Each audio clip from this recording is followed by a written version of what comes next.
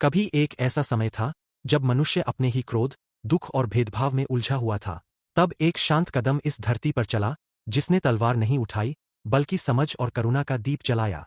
यह कहानी है उस यात्रा की, जहां एक साधारण इंसान ने धम्म के रास्ते से दुनिया को शांति, समानता और जागृति का संदेश दिया।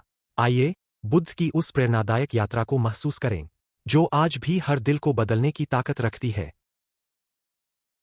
एक बार एक व्यक्ति बुद्ध से बहुत क्रोध में बोला, लोग मेरा अपमान करते हैं, मैं क्या करूं? बुद्ध मुस्कुराए और बोले, अगर कोई तुम्हें उपहार देना चाहे और तुम न लो, तो वह उपहार किसका रहेगा? व्यक्ति बोला, देने वाले का। बुद्ध बोले, बस ऐसे ही। अपमान तभी तक तुम्हारा है जब तक तुम उसे स्वीकार करते हो। शांति बाहर नहीं, तुम्हारे भीतर से शुरू होती है। यही है बुद्ध का मार्ग। ज्ञान प्राप्ति के बाद गौतम बुद्ध कई दिनों तक शांत बैठे रहे। लोगों ने पूछा, आपको क्या मिला? बुद्ध मुस्कुराए और बोले, कुछ नया नहीं, बस जो अज्ञान था वो खत्म हो गया। एक व्यक्ति बोला, क्या अब दुनिया बदल जाएगी? बुद्ध ने कहा, दुनिया नहीं, जो खुद को बदल लेगा, उसके लिए पूरी दुनिया बदल जाएगी। उस दिन से बुद्ध ने राजपथ नहीं, मन का रास्ता दिखाया, करुणा, समानता और जागृति का रास्ता। ज्ञान के बाद बुद्ध ने सबसे पहले अपने पुराने साथियों को खोजा। वे वही लोग थे जिन्होंने कभी उनका साथ छोड़ दिया था। जब बुद्ध उनके पास पहुंचे, लोगों ने सोचा, यह वही सिद्धार्थ है। लेकिन इस बार उनके चेहरे पर ना गुस्सा था, ना शिकायत, सिर्फ शांति थी। बुद्ध ने कहा, मैं तुम्हें कोई धर्म नहीं, एक रास्ता देने आया हूं, दुख से मुक्ति का रास्ता। और वहीं से शुरू हुआ धम्म का पहला उपदेश, जहां बदला नहीं, समझ ने जीत हासिल की।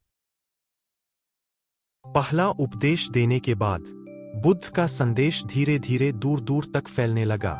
लोग अलग अलग जगहों से आने लगे, कोई दुख लेकर, कोई सवाल लेकर। एक दिन एक अमीर व्यक्ति ने पूछा, क्या धन से शांति मिल सकती है? बुद्ध मुस्कुराए और बोले, धन से सुविधा मिलती है, लेकिन शांति सही समझ से मिलती है। उस दिन कई लोगों ने अपनी पुरानी सोच छोड़कर जागृति का रास्ता चुना, और धम्म की रोशनी और भी दूर तक फैल गई। धम्म की यात्रा आगे बढ़ी, और इस बार बुद्ध के पास आईं महिलाएं और समाज के वो लोग जिन्हें हमेशा पीछे रखा गया था। लोगों ने पूछा, क्या हर कोई इस मार्ग पर चल सकता है?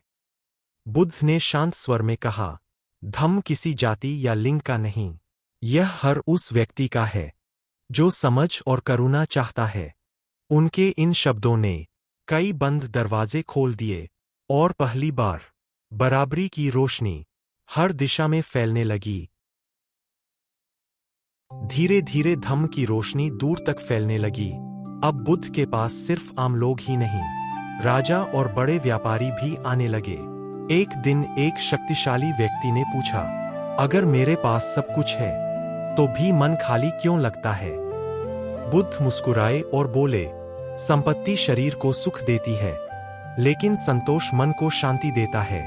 उनके शब्द सुनकर लोगों को समझ आने लगा कि असली जीत बाहर नहीं, अंदर की जागृति में है। और इसी के साथ धम्म की यात्रा एक नई दिशा में आगे बढ़ गई। जब राजसी व्यक्ति ने बुद्ध की बात सुनी, उसकी आंखों में शांति उतरने लगी। उसने महसूस किया कि असली शक्ति धन या पद में नहीं, बल्कि विनम्रता और सही समझ में होती है। बुद्ध ने कहा, जो दूसरों को बदलना चाहता है, पहले खुद को समझे। भीतर की आग शांत हो जाए तो दुनिया अपने आप सुंदर लगने लगती है। यह सुनकर लोग मौन हो गए, और उस दिन कई दिलों में एक नई जागृति शुरू हुई। जब लोगों के मन से अहंकार कम होने लगा, बुद्ध ने शांत स्वर में कहा कि मनुष्य की पहचान उसके जन्म से नहीं बल्कि उसके कर्म और विचार से होती है। उस दिन राजा, महिलाएं, भिक्षु और साधारण ग्रामीण सब एक साथ बैठकर धम्म सुन रहे थे, जहां किसी भी प्रकार का ऊंच नीच नहीं था। जैसे जैसे बुद्ध की वाणी फैलती गई, लोगों के चेहरों पर शांति और समझ दिखाई देने लगी। बुद्ध ने हाथ उठाकर आशीर्वाद दिया और बताया कि जो स्वयं को बदलने का साहस करता है, वही समाज में सच्चा परिवर्तन ला सकता है। जब लोगों के दिल में शांति उतरने लगी, तब एक युवक आगे बढ़ा और बोला, भगवान, अगर दुनिया में इतना दुख है तो इंसान खुश कैसे रह सकता है? बुद्ध ने मुस्कुराकर कहा, दुख को मिटाने से पहले उसे समझना जरूरी है। जो मन अपनी इच्छाओं का गुलाम बन जाता है, वही सबसे ज्यादा दुखी होता है।